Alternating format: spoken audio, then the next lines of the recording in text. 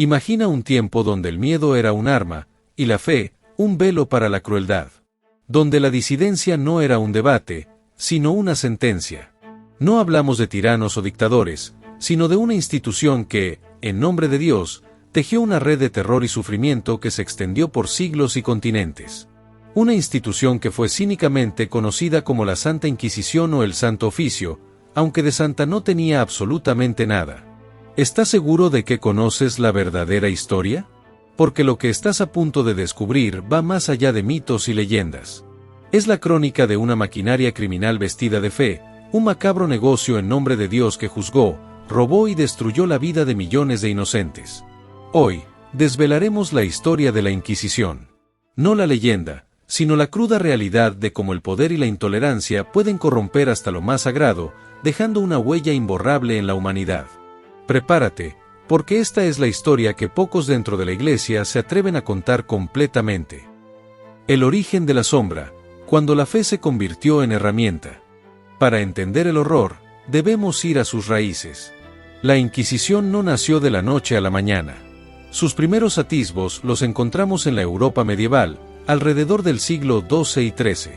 En un continente donde la Iglesia Católica era la columna vertebral de la sociedad, cualquier desviación doctrinal era vista no solo como una ofensa religiosa, sino como una amenaza al orden social y político. Movimientos considerados herejías, como los cátaros o los valdenses, comenzaron a ganar adeptos. La Iglesia, sintiéndose amenazada, buscó formas de mantener la ortodoxia. Inicialmente, las condenas eran eclesiásticas, pero pronto, con el respaldo de reyes y príncipes, se creó una estructura judicial dedicada a erradicar la herejía. Aquí nace la Inquisición medieval, una institución descentralizada, a menudo a cargo de órdenes como los dominicos y franciscanos. Sin embargo, el verdadero boom y la leyenda negra de la Inquisición, especialmente la que resonó en el imaginario colectivo, es la de la Inquisición española. Fundada por los reyes católicos en 1478, esta fue una bestia diferente.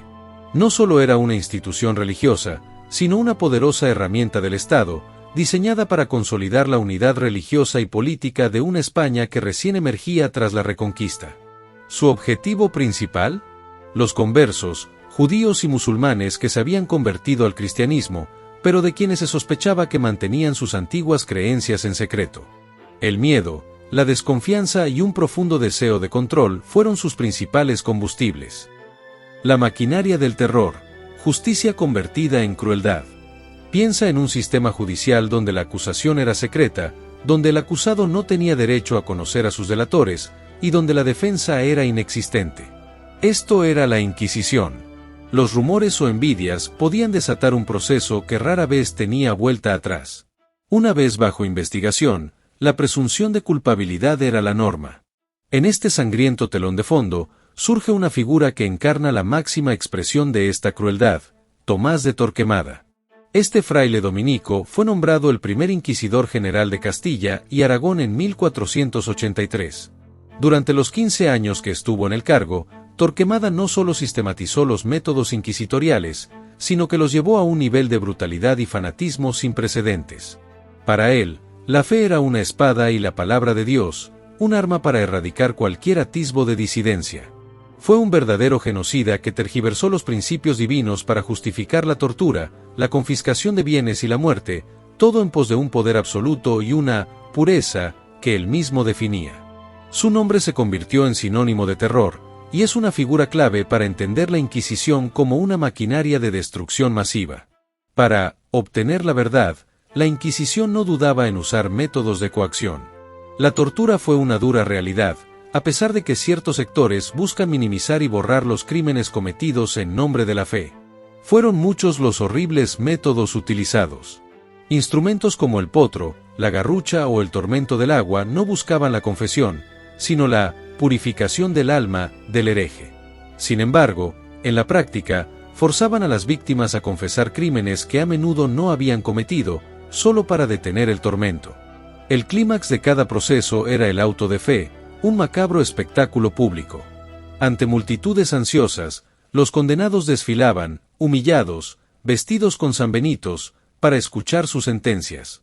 Para los arrepentidos, había esperanza de prisión o penitencia. Pero para los impenitentes o relapsos, aquellos que se negaban a confesar o reincidían, la sentencia era la hoguera. En muchos casos no era la Inquisición quien quemaba, sino el brazo secular, es decir, las autoridades civiles, a quienes la Inquisición entregaba al supuesto hereje.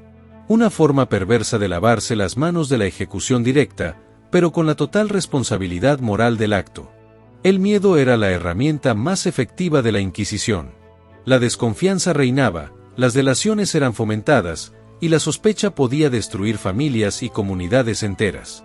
Era una sociedad donde la libertad de pensamiento era un lujo impensable y la vida de millones de personas estaba bajo una sombra constante.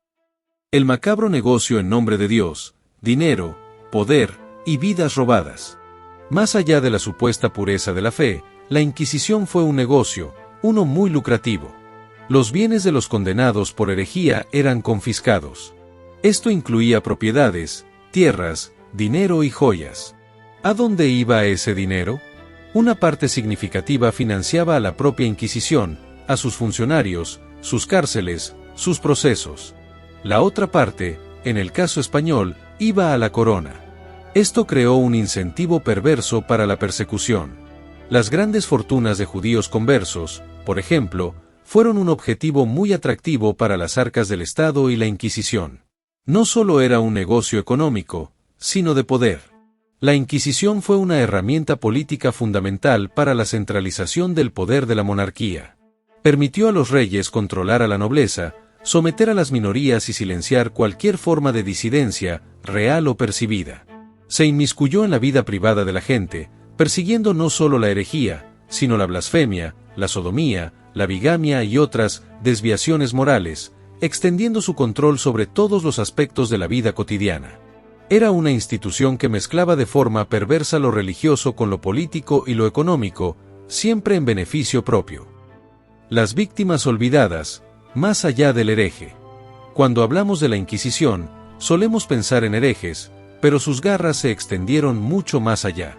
Entre sus víctimas, se encuentran figuras históricas de incalculable valor y personas totalmente inocentes. Como los científicos y librepensadores, el caso más emblemático es el de Galileo Galilei, condenado a retractarse de sus ideas heliocéntricas por contradecir la interpretación literal de las Escrituras. Aunque no fue torturado físicamente, la humillación pública y el confinamiento de un genio por sus descubrimientos es un testimonio de cómo la Inquisición ahogó el avance científico y la libertad de pensamiento en las regiones bajo su influencia. Las brujas y los sensibles espirituales, miles de personas, principalmente mujeres, fueron perseguidas bajo la acusación de brujería. Pero, ¿quiénes eran realmente estas supuestas brujas?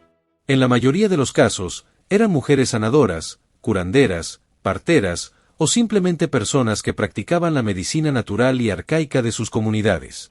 Eran quienes aliviaban dolores, ayudaban en partos, o preparaban remedios con hierbas. Sus conocimientos, transmitidos de generación en generación, eran vistos con sospecha por una iglesia que monopolizaba el saber y la autoridad sobre el cuerpo y el alma. También fueron perseguidos aquellos con una profunda sensibilidad espiritual, quienes afirmaban tener visiones o canalizar mensajes divinos de vírgenes o santos. Su conexión personal con lo trascendente era vista como una usurpación de la autoridad eclesiástica, una herejía o incluso una alianza demoníaca.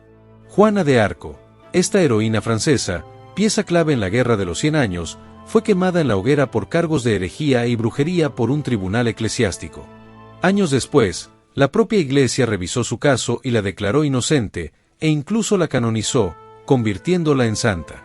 Un claro ejemplo de cómo la Inquisición cometió errores judiciales gravísimos, que la propia institución, siglos después, tuvo que rectificar. Otros inocentes. La Inquisición también perseguía la bigamia, la blasfemia, la lectura de libros prohibidos y un sinfín de delitos que hoy consideraríamos parte de la libertad individual. La vida de millones de personas fue destruida física y moralmente de forma injusta. Las cifras exactas de víctimas mortales varían, pero estamos hablando de decenas de miles de ejecuciones documentadas por la Inquisición española, a lo que se suman un número incontable de vidas arruinadas, encarceladas, despojadas de sus bienes o marcadas para siempre por la infamia. Fue una persecución a gran escala, un verdadero terror institucional. El final de la era del terror y la postura actual de la Iglesia. ¿Cuánto tiempo duró esta maquinaria? Desde sus inicios medievales hasta su abolición definitiva en el siglo XIX, hablamos de más de 600 años de existencia, aunque con diferentes intensidades y manifestaciones. La Inquisición española, por ejemplo, fue abolida de forma intermitente durante las guerras napoleónicas y finalmente de forma permanente en 1834, cediendo ante el empuje de las ideas liberales y de la Ilustración, que abogaban por la libertad de pensamiento y la separación de poderes. Pero, ¿cuál es la postura actual de la Iglesia Católica ante este oscuro capítulo de su historia? Es fundamental entender que la Iglesia de hoy, en su mayoría, se distancia y condena los métodos y abusos de la Inquisición. San Juan Pablo II, en el año 2000, pidió perdón públicamente por los errores cometidos por la Iglesia en el pasado, incluyendo los horrores cometidos por la Inquisición. Reconoció que las acciones de la Inquisición fueron una grave desviación de los principios del Evangelio. Hoy, la Congregación para la Doctrina de la Fe, la sucesora de la Inquisición romana, tiene una misión puramente teológica y de salvaguarda de la doctrina, sin ningún poder inquisitorial o coercitivo. La Iglesia Católica actual promueve la libertad religiosa, el diálogo interreligioso y la dignidad de cada persona, valores que chocan frontalmente con las prácticas de la Inquisición.